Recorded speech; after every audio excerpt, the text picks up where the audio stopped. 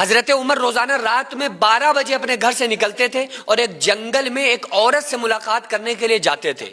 یہ روزانہ کا ان کا معمول ایک صحابی نے دیکھا نا تو ان کا دماغ ٹنکا، کیونکہ یہ دماغ کا ٹنکنا کسی کے بارے میں یہ ایک نیچرل چیز ہے۔ وَلَا تَجَسَّسُوا وَلَا يَغْتَبْ بَعْضُكُمْ بَعْضًا، اللہ فرما رہا ہے نا کہ کسی کے بارے میں تجسس نہ کرو، کسی کے بارے میں بدگمانی دماغ میں نہ پالو۔ تو وہ بدگمان ہو گئے اور انہوں نے کہا کہ بھائی آدھی رات میں جب سارے لوگ سو رہے ہوتے ہیں تو یہ حضرت عمر اپنے گھر سے اکیلے نکل کے کہاں جاتے ہیں؟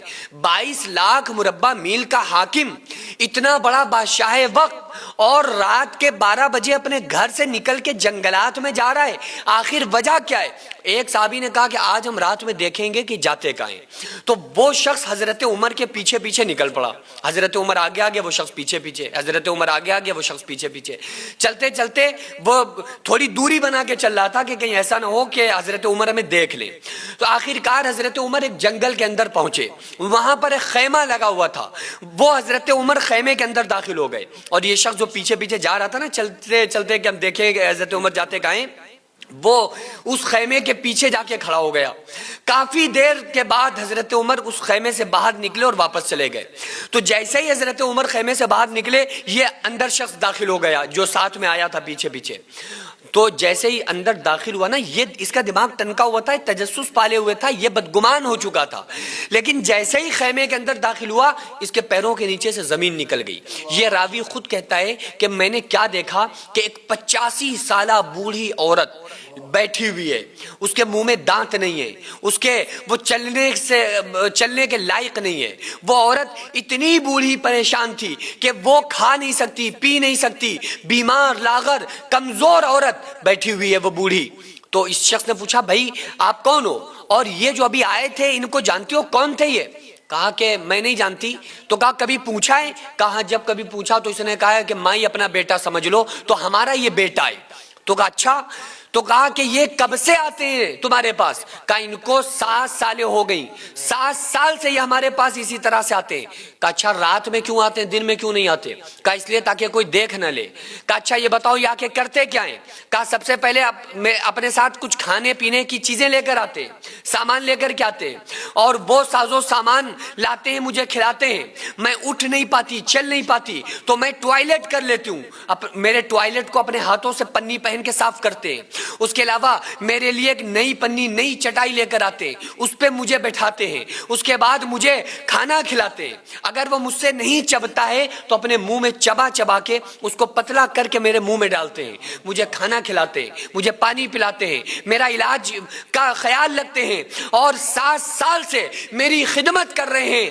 وہ عورت کہتی ہے کہ اے بچے سنو، قیامت کے دن ہم عمر کا دامن پکڑیں گے اور کہیں گے کہ اے عمر، تمہارے جب تم حاکم تھے، تمہاری حکومت میں تم ایک دن بھی مجھے پوچھنے نہیں آئے۔ وہ شخص رونے لگتا ہے اور کہنے لگتا ہے کہ مائی جس کا دامن پکڑنے کی بات کر رہی ہو وہی عمر ہے جو روزانہ 7 سال سے تمہارے پاس آ کے تمہاری خدمت کرتے ہیں۔ اس کے بعد یہ شخص وہاں سے باہر نکلا حضرت عمر کے پاس آنے کے لیے، چونکہ اس کے دماغ میں وسوسہ پیدا ہو رہا تھا، یہ حضرت عمر کے پاس آیا تو حضرت عمر اتنی دیر میں تہجد کی نماز پڑھنے کے بعد تہجد کی نماز سے فارغ ہو گئے تھے اور دعا مانگ رہے تھے، اور زور زور سے 2 زانو بیٹھ کر ہاتھوں کو آسمان کی طرف بلند کر کے آواز سے یہ دعا کر رہے تھے، ربنا اصرف عنا عذاب جہنم، ربنا اصرف عنا عذاب جہنم۔ اے اللہ، عمر کے اندر اتنی طاقت نہیں ہے کہ تیرے آگ کو برداشت کر سکے، عمر کے اندر اتنی جسارت نہیں ہے کہ تیری بھڑکائی ہوئی آگ کو عمر برداشت کر سکے۔ اے اللہ عمر کو معاف فرما دے، اے اللہ عمر نے کوئی ایسے کام نہیں کیے، ڈرتا ہوں تیرا سامنا کرنے سے، ڈرتا ہوں۔ یہ ان کی عاجزی تھی، یہ ان کی انکساری تھی۔ تو حضرت عمر یہ شخص آیا اور چیخ کر بولا کہ اے فاروق اعظم، اے امیر المؤمنین، اے حضرت عمر رضی اللہ تعالی عنہ، اگر آپ جیسا شخص جو بوڑھی عورت کا خیال رکھنے کے بعد، اس کو کھانا کھلانے کے بعد، اس کی عیادت کرنے کے بعد، اس کے تواضع کے ساتھ انکسار انکساری کے ساتھ اس سے پیش آنے کے بعد اگر آپ جیسا انسان جہنم میں چلا گیا تو رب کعبہ کی قسم دنیا میں کسی عورت نے ایسا بیٹا نہیں جنا جو جنت میں جا سکے. آپ ہی جنتی ہیں اور آپ وہ ہیں جن کے وسیلے سے دنیا کو اللہ تعالیٰ دنیا والوں کو جنت عطا فرمائے گا. تو یہ ان کی عاجزی تھی, یہ ان کی انکساری تھی. یہ فاروق اعظم ہیں جو لوگوں کو ہضم نہیں ہوتے ہیں, لیکن فاروق کی شان کیا جانے دنیا والے, جس کی شان کو مصطفیٰ نے بیان کیا ہے, جس کی شان کو آقا نے بیان کیا ہے, جس کو رب نے قرآن میں بیان کیا ہے, جس کے پیچھے مولا علی نے نمازیں پڑھی ہیں, وہ فاروق اعظم. عاجزی کا یہ عالم ہے, انکساری یہ ہے کہ وہ جب اس شخص نے کہا کہ آپ کا میں نے اس عمل کو دیکھا ہے تو وہ اور چیخ کر رونے لگتے ہیں اور کہتے ہیں کہ مولا ہمارے کچھ عمل ہی تو ایسے تھے جنہیں میں جانتا تھا اور تو جانتا تھا, لیکن تو نے اس راز سے بھی پردہ فاش کر دیا, ہمارے اس عمل کو بھی تو سب کے سامنے لے آیا. اور حضرت عمر اور اس بات پر رونے لگتے ہیں. وہ بچے جو بھوک سے بلبلا کے سو جایا کرتے تھے, وہ مائیں جو اپنے بچوں کو جھوٹا دلاسا دے کر سلا دیا کرتی تھی, آج ایسے 100 سے زیادہ ایسے گھر ہیں جن کو ہر مہینے ہماری سوسائٹی راشن دیتی ہے.